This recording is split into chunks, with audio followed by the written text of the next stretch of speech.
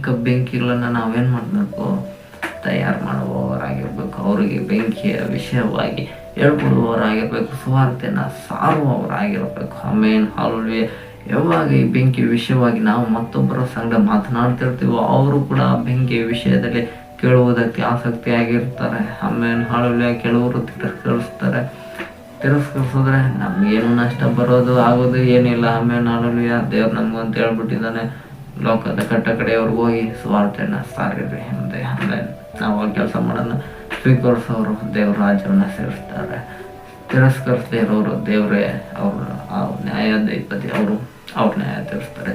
ಆದರೆ ನಮ್ಮ ರೆಸ್ಪಾನ್ಸಿಬಿಲಿಟಿ, ನಾವು ಸುವಾರ್ತೆನ ಸಾರಬೇಕು. ಆಮೇಲೆ ಆದ್ರಿಂದ ನಾವು ಅದಕ್ಕೆ ಬದ್ಧರಾಗಿರ್ಬೇಕು. ಆದ್ರಿಂದ ಈ ವಾಕ್ಯ ಎಂಬುದೇನಾಗಿದೆ, ಬೆಂಕಿ ಆಗಿದೆ. ಆಮೇಲೆ ಈ ಬೆಂಕಿಯನ್ನು ಹೊಂದಿಕೊಂಡಿರುವ ನಾವು ಬೆಂಕಿ ಆತ ದೇವರಂತೆ ಇರಬೇಕು. ಆಮೇನ್, ಹಲ್ಲೆಲೂಯಾ.